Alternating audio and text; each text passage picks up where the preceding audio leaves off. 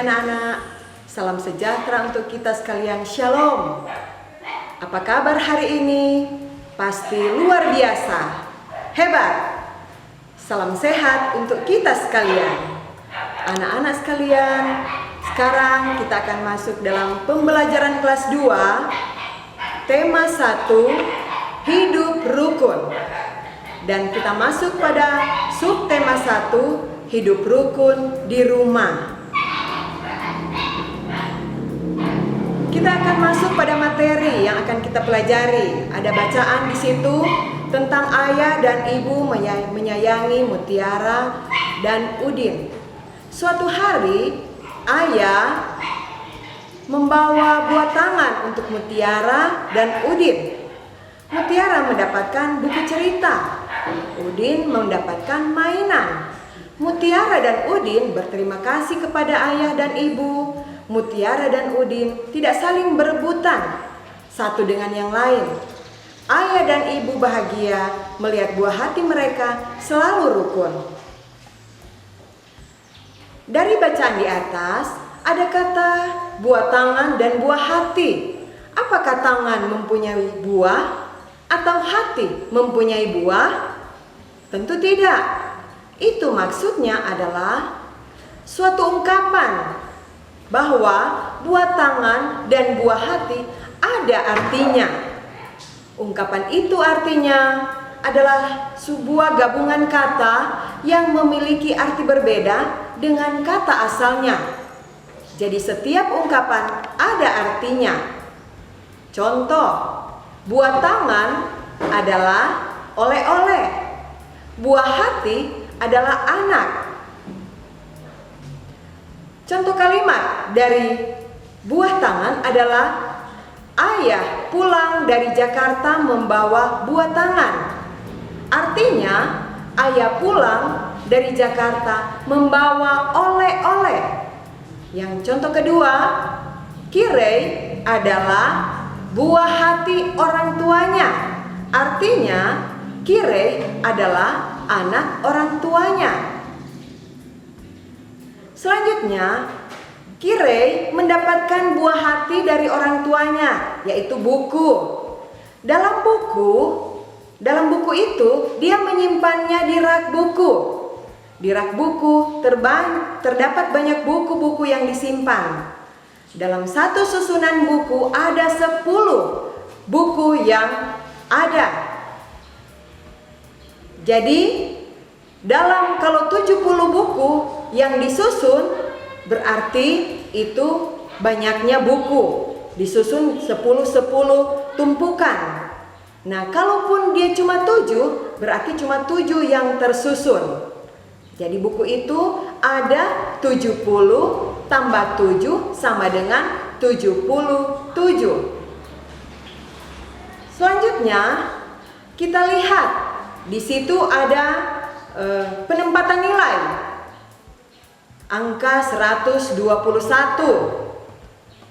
Kita tulis angka satuannya yang mana? Angka satuannya adalah 1, tapi karena itu ada 121, jadi yang 1 di depan adalah satuan. Yang di tengah adalah puluhan. Yang di belakang adalah ratusan. Jadi angka 1 adalah ditempatkan pada nilai satuan. Angka 2 mendapat nilai puluhan, jadi 20. Angka 1 mendapat tempat nilai ratusan, yaitu 100. Selanjutnya, dari jumlah yang ada, kita melihat bahwa angka 100 tambah 20 puluhan tambah 1 satuan sama dengan 121. Kita lanjut dalam pembelajaran PKN. Kita ada Pancasila. Pancasila yang setiap hari Senin kalau torang mau bikin upacara, torang mau bacakan dari Pancasila nih, sila 1 sampai sila kelima. Nah, sila 1 sampai kelima ini ada punya makna. Sila 1, dia punya lambang apa? Bintang. Sila kedua, lambangnya rantai. Sila ketiga lambangnya pohon beringin. Sila keempat lambangnya kepala banteng. Sila kelima adalah padi dan kapas. Dari sila-sila ini ada contoh-contoh pelaksanaan dalam kehidupan kita hari-hari. Contoh pertama, sila pertama ketuhanan yang Maha Esa. Contoh sikap yang kita perlu lakukan dalam kehidupan kita yaitu kita harus percaya kepada Tuhan, rajin berdoa, rajin ke gereja. Contoh kedua, sila kedua yaitu semua orang sama di mata Tuhan, tidak ada yang berbeda. Jadi dia tidak ada yang kaya, tidak ada yang miskin, tidak ada yang kulit putih, tidak ada yang kulit hitam. Jadi sama di mata Tuhan. Ketiga, sila ketiga punya makna atau penerapan dalam kehidupan hari-hari yaitu cinta tanah air.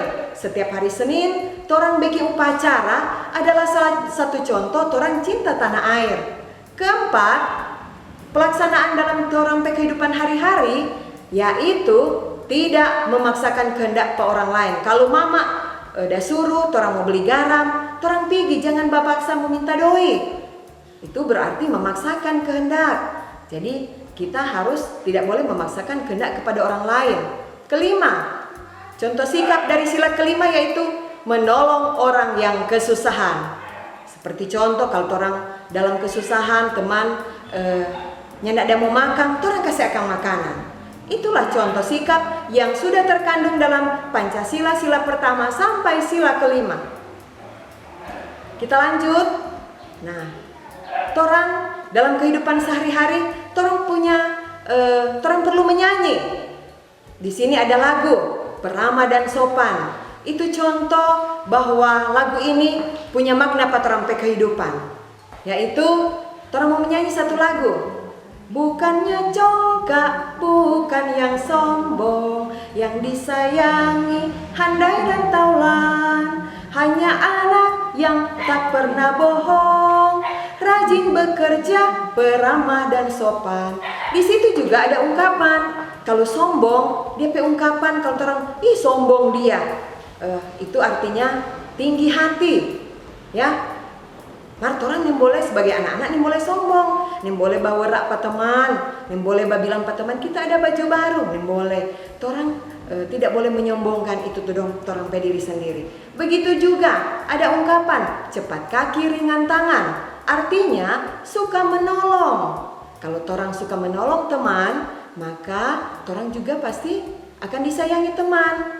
Karena itu anak-anak, setiap orang melakukan segala sesuatu, orang jangan melakukan sesuai dengan kehendak kita atau orang keinginan, tetapi orang lakukan yang baik supaya teman kita akan menyayangi kita. Demikianlah pembelajaran kita hari ini. Untuk latihan soal kita akan lihat di buku cetak. Jadi setiap hari kita akan membuat latihan dalam soal-soal yang ada di buku cetak. Sampai demikian, sampai jumpa. Semoga materi hari ini bermanfaat buat adik-adik semua. Shalom. Dah.